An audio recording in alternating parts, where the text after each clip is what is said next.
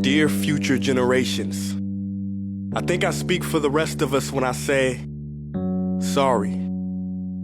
Sorry we left you with our mess of a planet. Sorry that we were too caught up in our own doings to do something. Sorry we listened to people who made excuses to do nothing.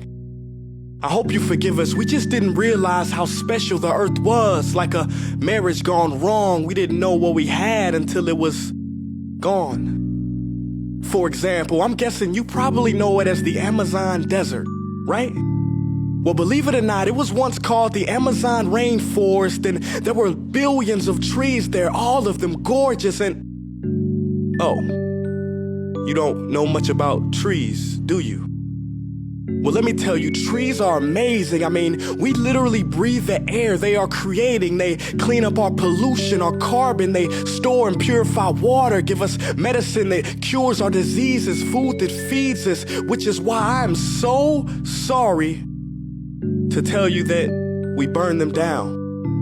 Cut them down with brutal machines, horrific, at a rate of 40 football fields every minute. That's 50% of all the trees in the world gone in the last 100 years. Why?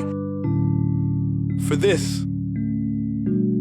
And that wouldn't make me so sad if it weren't so many pictures of leaves on it.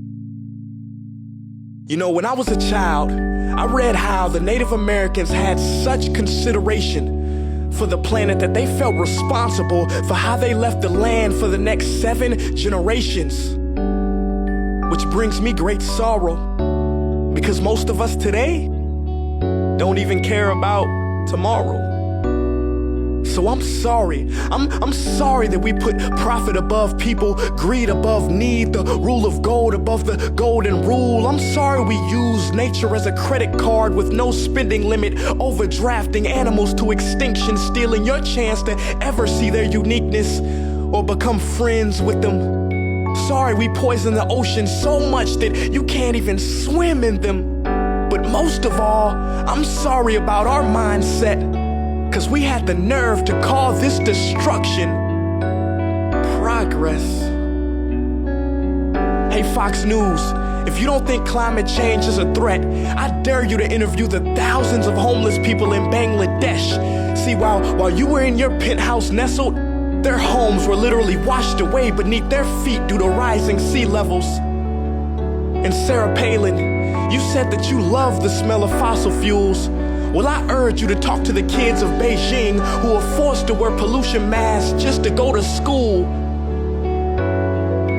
See, you can ignore this, but the thing about truth is, it can be denied, not avoided. So I'm sorry, future generations. I'm sorry that our footprint became a sinkhole and not a garden. I'm sorry that we paid so much attention to ISIS and very little to how fast the ice is melting in the Arctic. I'm sorry we doomed you, and I'm sorry we couldn't find another planet in time to move to. You know what? Cut the beat. I'm not sorry. This future, I do not accept it, because an error does not become a mistake until you refuse to correct it. We can redirect this. How? Let me suggest that if a farmer sees a tree that is unhealthy, they don't look at the branches to diagnose it, they look at the root.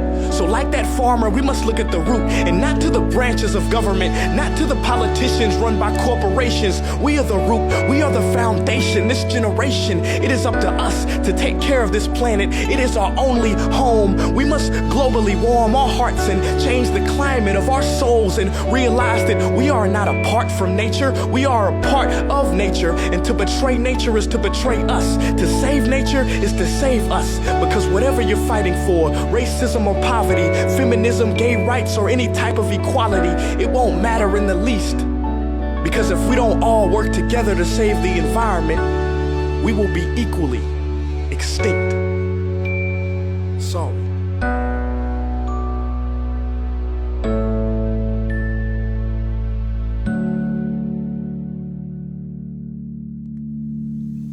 Hey guys, for the past several weeks, I've been here in Africa, the heart of Africa, witnessing the horrific destruction of the rainforest, which inspired me to write this piece.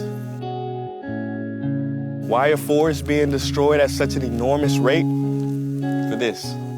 Today we live in a world where destroying trees makes you money. So what can we, normal people, do about it? One way to directly fight the destruction is to stand for trees. By standing for trees, not only can you save the lives of trees, help forest communities, and protect the rights of animals to live in their homes, but you will also balance the amount of pollution that you yourself give off with your everyday activities, making you a part of the solution and not the problem. This is the option that I chose. But whatever way that you choose to stand for trees, do it. Because a wise man once said, when the rivers are all dried up and the trees cut down, man will then realize that he will not be able to eat money.